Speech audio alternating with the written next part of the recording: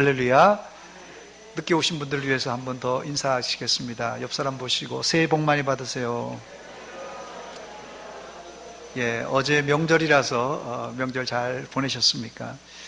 명절이 되면 가족들을 만나서 서로 도란도란 이야기를 나누는데 그 중에 빠지지 않는 이야기가 정치 이야기 또 종교 이야기입니다. 4월 총선을 앞두고 일가 친척들이 만나면 정치 이야기가 빠질 수 없고 또 우리는 이 기독교인이기 때문에 전도 차원에서 또 종교 이야기가 빠질 수가 없습니다. 그러나 가족들이 정치적인 색깔이 같으면 상관없어요. 또 다 예수 믿으면 상관없습니다만은 이제 요즘은 이 세대적인 갈등도 있고 그래서 이 부모와 자녀들의 정치적인 색깔이 다를 수 있습니다. 또 자녀들 중에서도 예수 안 믿는 자녀들, 가족들 중에도 예수 안 믿는 가족들이 있기 때문에 가족 간에도 정치적인 이견 때문에 또 종교적인 갈등 때문에 실랑이가 오고 갈 수 있습니다.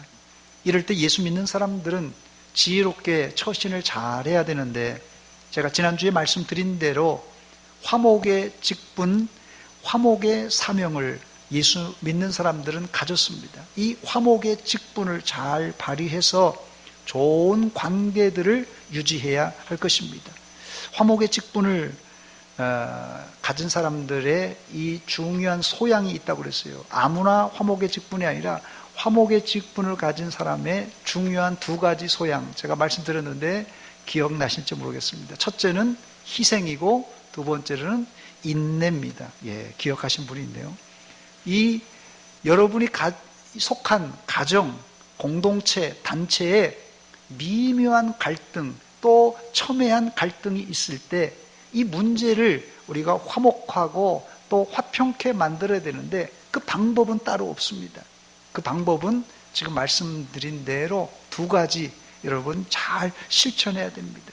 그래서 화목의 사람들은 반드시 내가 이 둘 사이에 중간에 끼어서 희생할 때 그 가정이 그 공동체가 이제 화합이 되고 그리고 또한 금방 이게 희생된다고 금방 안 됩니다. 가정을 위하여 끝까지 기도하며 기다릴 때 그 오래 참음 인내를 통하여서 공동체가 이제 수습되고 회복되고 하나가 되는 것입니다. 여러분들이 희생하시고 인내하시기 바랍니다. 가정을 위하여 희생하는 자가 있을 때, 가정을 위하여 인내하는 사람이 있을 때 멀지 않아 가정이 여러분이 속한 공동체가 하나가 될 줄 믿습니다. 또 안 믿는 가족들에게 아마 이 명절 때 복음을 전하신 분도 있을 것입니다. 그런데 뭐 한 번 전한다고 두 번 전한다고 바로 예수 믿으면 뭐 얼마나 좋겠습니까마는 복음을 전해도 신통치가 않습니다. 여러분 그럴지라도 실망하지 말고 계속 기도하시기 바랍니다. 하나님이 선택한 백성은 반드시 돌아올 줄 믿습니다. 그런데 명절 때 정치 이야기, 종교 이야기 외에도 빼놓을 수 없는 이야기가 있는데 그 이야기가 뭔지 아십니까? 족보 이야기입니다. 우리는 모두 다 이 뼈대 있는 집안에서 태어난 아주 명문 가문의 자손들입니다. 그런데 사실상 조선시대에 족보를 가진 양반들은 극히 소수였다고 합니다. 그런데 조선 후기를 지나면서 족보를 팔고 사기를 시작하면서 신분 제도가 무너지고 온 백성이 양반이 되는 웃지 못할 해프닝이 벌어졌습니다. 이 자리에 양반 아닌 사람 있습니까? 그러므로 지금 우리가 가지고 있는 족보는 100% 신뢰할 만하지 않다는 것입니다.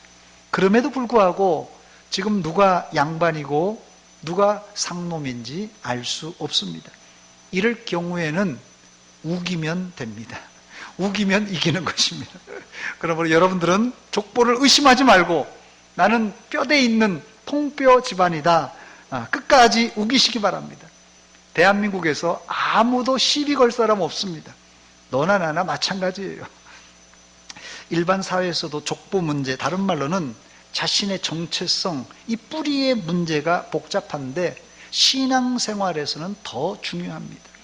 그리스도인들은 나는 누구인가, 나는 누구인가 하는 이 정체성에 대한 답을 할 줄 알아야 됩니다. 제가 묻습니다. 여러분들은 누구입니까? 이럴 때는 좀 대답이 막막한데 옆에 써 있는 구절을 좀 컨닝하면 쉬울 것입니다. 나는 하나님의 새로운 피조물입니다. 나는 하나님의 새로운 피조물이다. 이렇게 대답하면 100점짜리 대답입니다. 나는 하나님의 새로운 피조물이라는 말은 뭐 그냥 우겨서 될 일이 아니라 믿음으로 확신하고 믿음으로 선언해야 되는 이 성도의 정체성 이야기입니다. 첫 번째, 새로운 피조물은 경험론적 진술이 아니라 선포적 말씀입니다. 이 주장은 이 중심교회를 섬기는 이 서문강 목사님이 주장하신 말씀인데요. 새로운 피조물은 경험론적 진술이 아니라 선포적 말씀이다. 이 경험론적 진술이 아니라 선포적 말씀이란 뜻은 예를 들면 이렇습니다. 만약 어린아이가, 갓난아이가 출생했습니다. 출생하면서 엄마 뱃속에 나오면서 나는 대한민국 국민이다, 이런 아이 봤습니까? 갓난아이는 자기가 대한민국 사람인지 미국 사람인지 내가 어느 영토에 태어난지 알 수 없어요. 그래서 어린아이는 경험적으로 자신의 정체성을 인식할 수가 없습니다. 자신이 대한민국 국민이란 자의식을 가지려면 최소한 유치원, 모르겠어요. 어린이집에서도 이걸 교육하는지 모르겠는데요. 아마 어린이집에서도 요즘 영특하기 때문에 어린이집에 가서도 너는 대한민국 어린아이야, 아마 이런 교육을 할 것 같아요. 최소한 어린이집, 유치원은 가야지 자신이 대한민국의 국민이라는 것을 알게 될 것입니다. 그리스도인도 마찬가지입니다. 그리스도인이 된다는 것도 한마디로 영적 출산을 의미합니다. 그렇기 때문에 바로 내가 하나님의 새로운 피조물이라 이렇게 깨닫는 사람도 있지만 대부분은, 거의 대부분은 성경 말씀을 듣고 기도를 통하여서 믿음이 점점 자랄 때 비로소 내가 하나님의 새로운 피조물이구나, 내가 구원받은 하나님의 자녀구나 하는 그런 자의식을 갖게 된다는 것이에요. 저를 한번 따라서 하시기 바랍니다. 나는 하나님의 새로운 피조물입니다. 앞으로 여러분들은 이 말을 계속 되새기며 선언하시기 바랍니다. 그러면 성령 하나님이 우리 마음을 감화시켜 주셔서 우리 마음속에 확신이 생기고 비로소 우리가 단순히 그냥 내가 하나님의 새로운 피조물입니다, 입술로만 이렇게 고백하는 것이 아니라 우리의 중심에서, 우리의 인격 중심에서 이제 흘러나와서 나는 하나님의 새로운 피조물입니다 라는 고백이 나올 것입니다.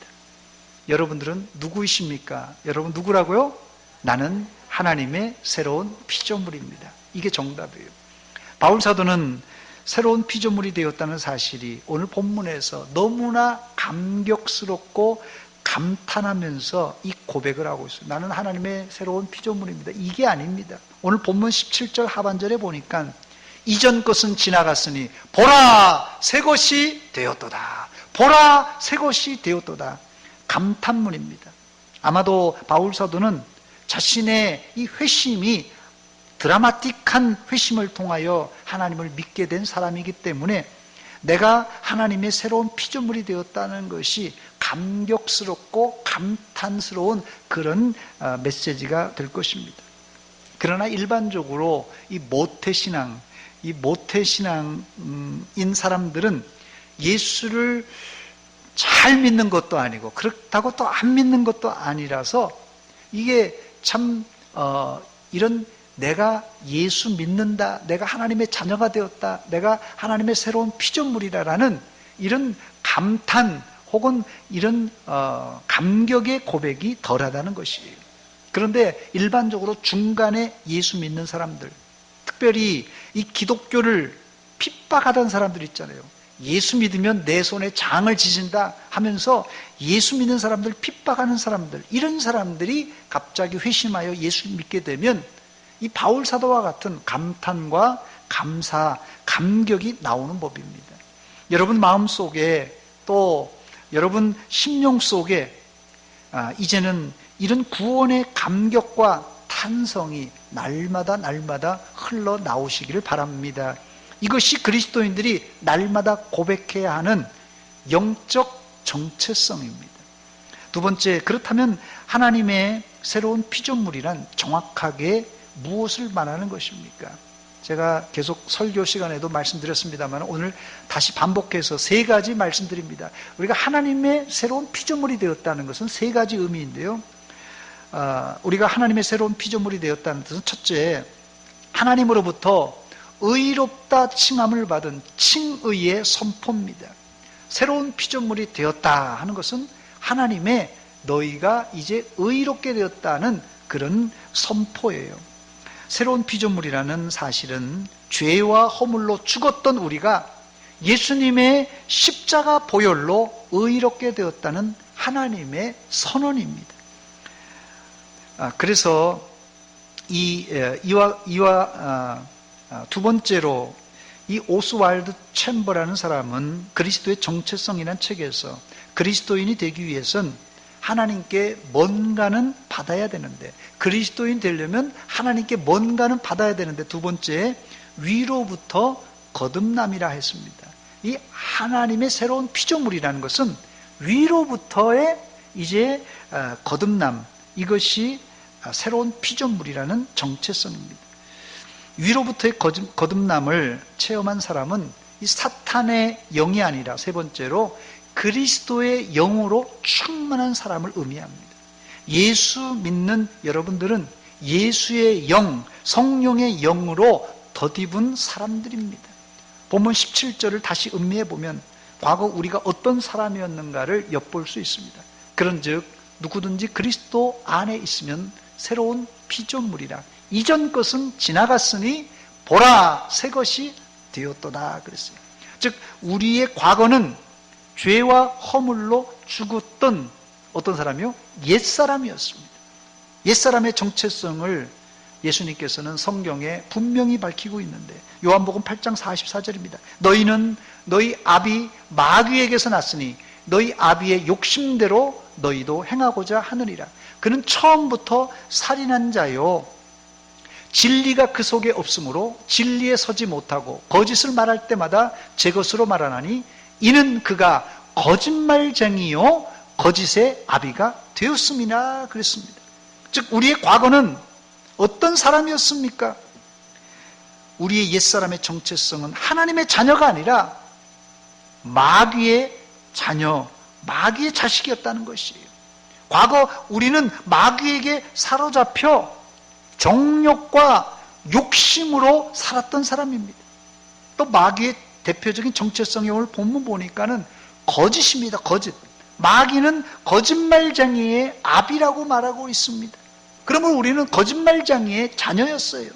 말도 행위도 생각도 모든 것이 다 가짜였어요. 거짓말이었어요. 그런데 이제는 우리가 그리스도 안에서 하나님의 새로운 피조물로 거듭남으로 새롭게 되었습니다. 할렐루야. 즉 우리는 마귀의 영이 아니라 하나님의 성령을 위로부터 받은 성령의 사람이 되었습니다. 그래서 오스왈드 챔버는 그리스도인은 위로부터 거듭난 그리스도의 영으로 충만한 사람이라 이렇게 말했습니다. 이제 하나님의 새로운 피조물이 된 여러분이 온전히 성령님께 여러분의 인생을 맡기고 의지한다면 성령님이 우리를 다스리고 주장하셔서 우리는 성령 충만한 사람이 될 것입니다. 그래서 새로운 피조물의 가장 모범적인 상태는 언제냐? 그것은 그리스도의 영으로 가득 찬 성령 충만이 이 새로운 피조물의 가장 모범적인 상태입니다. 이제 여러분들은 나는 하나님의 성령으로 가득 찬 성령의 사람이라고 당당하게 고백하시며 사시기를 바랍니다. 그런데 문제가 무엇입니까? 문제가 뭐예요? 우리가 하나님의 새로운 피조물임에도 불구하고 실제 삶이 뒷받쳐주지 못해서 문제입니다. 그래서 외부로부터 늘 손가락질을 받습니다. 예수 믿는 것들이 저렇게밖에 못하나? 예수 믿는 것이 저렇게밖에 못하나 손가락질 받아요. 심지어는 이제 예수 안 믿는 사람들이 기독교를 개독교라고 부르고 조롱하고 있습니다.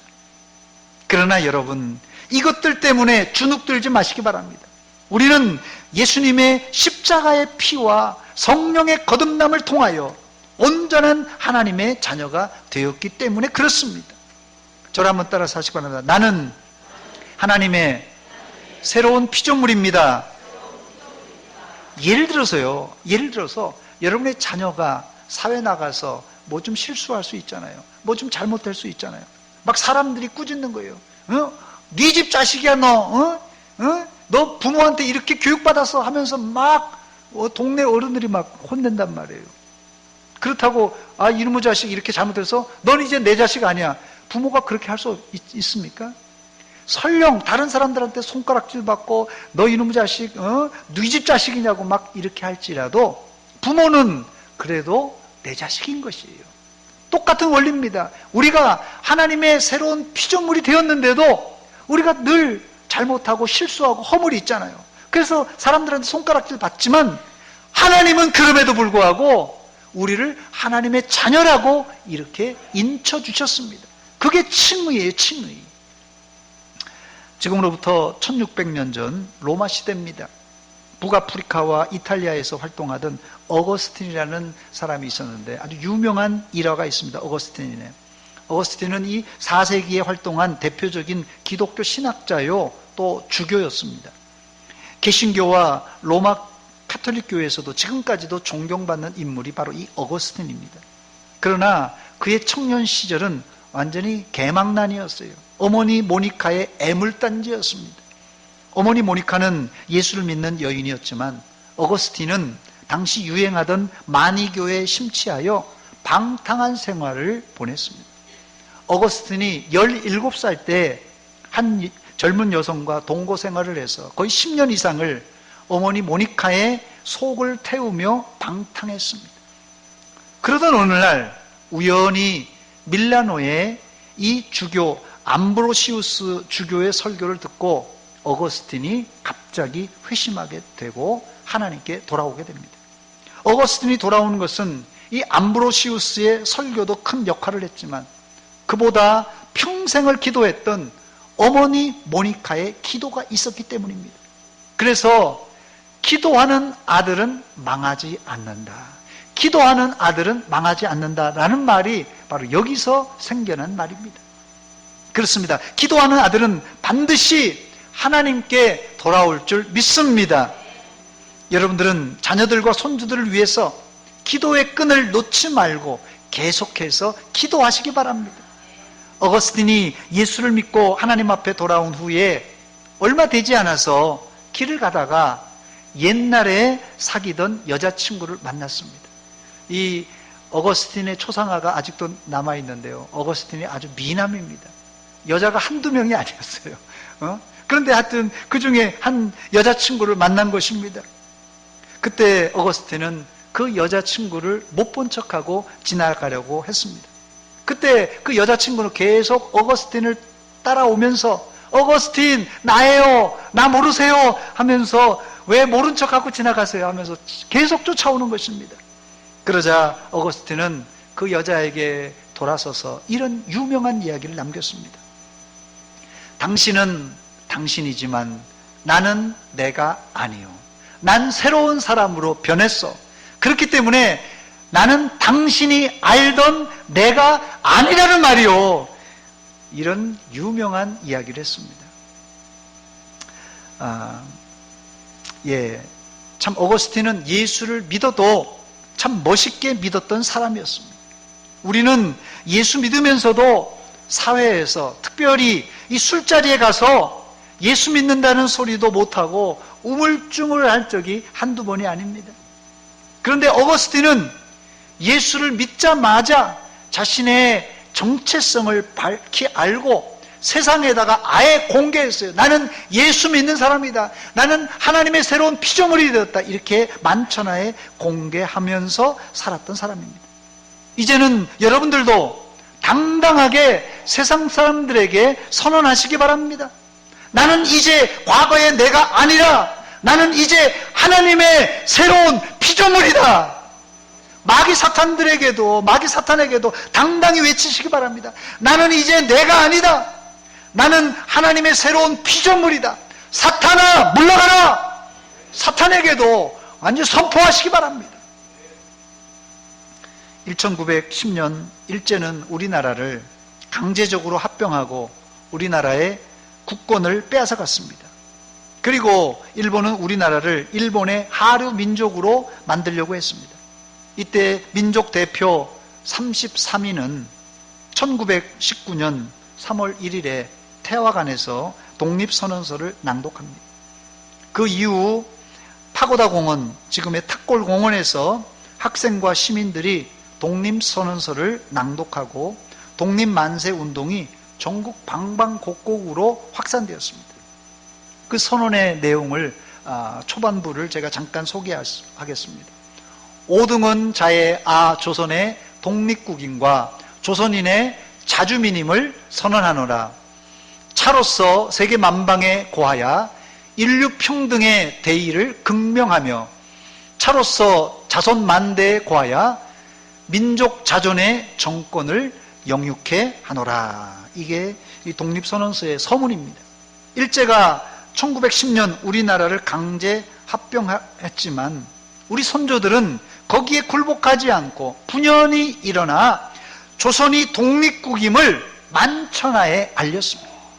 일제는 총칼로 만세운동을 잠재우려고 했지만 우리 선조들은 만주와 중국 세계 도처에서 항일운동을 전개했습니다. 이런 기계가 있었기 때문에 독립이 되어서도 우리나라는 주권과 함께 민족의 정체성을 빨리 회복할 수가 있었습니다. 신앙적인 부분에서도 마찬가지입니다. 우리가 하나님의 새로운 피조물이라는 정체성을 확실히 가질 때 신앙생활도 이 자신감이 생기는 법입니다. 혹시 여러분들이 예수를 믿으면서도 새로운 피조물이라는 확실한 정체성을 가지지 못했다면 이 시간 이후로 하나님의 자녀로서의 자존감을 되찾고 하나님의 새로운 피조물로 당당하게 사시기를 주의 이름으로 축원합니다. 예수 믿는데 우리가 숨어서 예수 믿을 필요 없잖아요. 또 예수 믿는데 그것을 감추고 믿을 필요 없잖아요. 이제는 어거스틴처럼 나는 과거의 내가 아니다 이렇게 선언하시고 당당하게 신앙생활 하시기 바랍니다. 끝으로 성경에 이런 개인의 영적 독립선언을 외치는 문구들이 여러 가지 있지만 제가 한 가지 문구를 소개하고 말씀을 마칩니다. 그 대표적인 구절이 베드로전서 2장 9절로 10절입니다. 오늘 성가대에서도 찬양을 부른 구절인데요. 그러나 너희는 택하신 족속이요 왕같은 제사장들이요 거룩한 나라요 그의 소유가 된 백성이니 이는 너희를 어두운 데서 불러내어 그의 기이한 빛에 들어가게 하시니에 아름다운 덕을 선포하게 하려 하심이라. 너희가 전에는 백성이 아니더니 이제는 하나님의 백성이요 전에는 긍휼을 얻지 못하더니 이제는 긍휼을 얻은 자니라. 할렐루야. 여기 베드로 사도는 고난과 핍박 때문에 흩어진 나그네, 당시 로마의 핍박이 시작될 때예요. 예수 믿는다고 그러면 사자굴에 사자밥이 되었던 그런 당시입니다. 그래서 예수 믿는 사람들이 한꺼번에 모여있다가는 이 떼죽음을 당할까 봐 이제 가족끼리 3355 흩어져 신앙생활하기 시작했습니다. 이것을 베드로 사도는 흩어진 나그네라 이렇게 기술하고 있는데요. 고난 때문에 핍박 때문에 흩어진 나그네 성도들에게 베드로 사도가 안쓰러워서 자긍심을 불어넣기 위해서 이 베드로 전서 후서를 썼습니다. 그러면서 베드로 사도가 흩어진 나그네들, 핍박과 환난 가운데 있는 성도들에게 이렇게 말합니다. 여러분들은 지금 나그네처럼 이리 방황하고 저리 방황하지만 여러분들은 누구라고요? 하나님의 택하신 백성들입니다. 여러분들은 보통 사람이 아니라 왕 같은 제사장들입니다. 여러분들은 거룩한 나라입니다. 여러분들은 하나님의 소유된 백성입니다. 더 나아가 여러분들은 이제 하나님의 긍휼을 얻은 자들입니다. 이렇게 선언하고 있습니다. 이 5가지 타이틀을 가진 사람이 누구라고요? 이 5가지 타이틀을 가진 사람이 바로 하나님의 새로운 피조물입니다. 그런데 이런 엄청난 타이틀을 가지면서도 우리는 이 자존감이 낮은 채 패배주의자가 되어 살아가고 있습니다. 올 한 해 여러분 다른 거 필요 없습니다. 올 한 해 여러분들은 하나님의 새로운 피조물이라는 의식을 가지시고 그리스도인의 자존감, 영적 자존감을 회복하시기 바랍니다. 말씀을 마칩니다. 요즘 이 전자제품, 가전제품 하나를 사도 사용 설명서가 최소한 100페이지, 200페이지에 달합니다. 전자제품, 조그만 전자제품 하나에 방대한 기능이 거기에 숨어 있다는 말입니다. 그런데 우리는 이 스마트폰이나 이 컴퓨터를 사용할 때 사용 설명서를 별로 읽어보지 않고 우리가 쓰던 방식대로 사용합니다. 그래서 이 컴퓨터 전문가들은 일반 컴퓨터 사용자들이 컴퓨터의 기능을 적게는 5%, 10%, 뭐 90% 이상은 컴퓨터의 진짜 기능을 사용하지 못한다고 합니다. 스마트폰도 마찬가지예요. 스마트폰에 기능이 어마어마한 기능이 있는데 우리는 겨우 전화 받고 전화 걸고 뭐 카톡 보내는 정도지 이 스마트폰 안에 엄청난 기능이 있다고 합니다. 그런데 뭐 이거보다 안타까운 사실은 우리가 하나님의 새로운 피조물임에도 불구하고 새로운 피조물의 사용 설명서가 이 성경 안에 잘 기록되어 있음에도 불구하고 이 사용 설명서를 잘 읽지도 않고 또 읽는다고 해도 이제 잘 이해하지 못하고 대충 교회만 왔다 갔다 하는 것이에요. 뭐 컴퓨터나 스마트폰을 우리가 5%나 10% 활용해서 뭐 쓰고 있는 거 뭐 그냥 그거 특별히 지장이 없습니다. 사는데. 그러나 우리가 새로운 피조물이라는 이 사용 설명서 어디라고요? 이 성경에 이 사용 설명서가 다 되어 있는데 이 성경을 안 보고 신앙생활 한다면 나중에 하나님 앞에 가서 큰 책망을 받게 될 것입니다. 그러므로 내가 구원받아서 하나님의 새로운 피조물이 된 것과 내가 하나님의 택하신 백성이고 왕같은 제사장이고 거룩한 나라이고 하나님의 소유된 백성이고 하나님의 긍휼을 얻은 사실을 확신하시고 마귀 사탄과 믿지 않는 사람들 앞에서 당당하게 사시길 바랍니다. 이게 우리의 영적 정체성이에요. 영적 정체성. 2020년 올 한 해 여러분들은 입술과 마음속 깊은 곳에서 나는 하나님의 새로운 피조물입니다 라는 이 정체성을 확립함으로 날마다 이런 고백, 바울 사도가 했던 고백, 보라 새 것이 되었도다.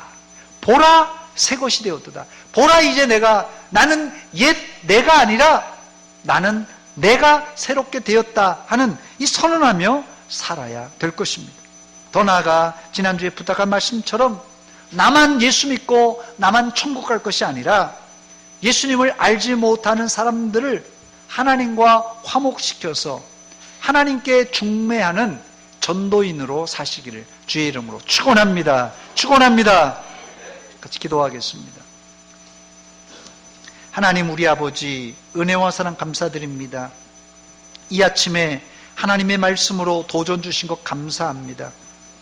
우리가 하나님의 새로운 피조물로 이제 거듭나고 하나님의 자녀가 되었음에도 불구하고 우리가 영적 자존감이 낮아서 늘 패배주의적인 입장으로 살고 있습니다. 하나님, 이제 우리가 하나님의 자녀가 되었고 예수 그리스도의 십자가의 보혈로 새로운 피조물이 된 것을 만천하에 고백하며 당당하게 새로운 피조물로 살게 하여 주시옵소서.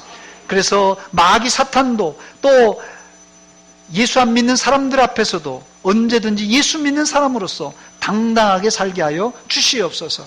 예수님의 이름으로 기도하옵나이다. 아멘.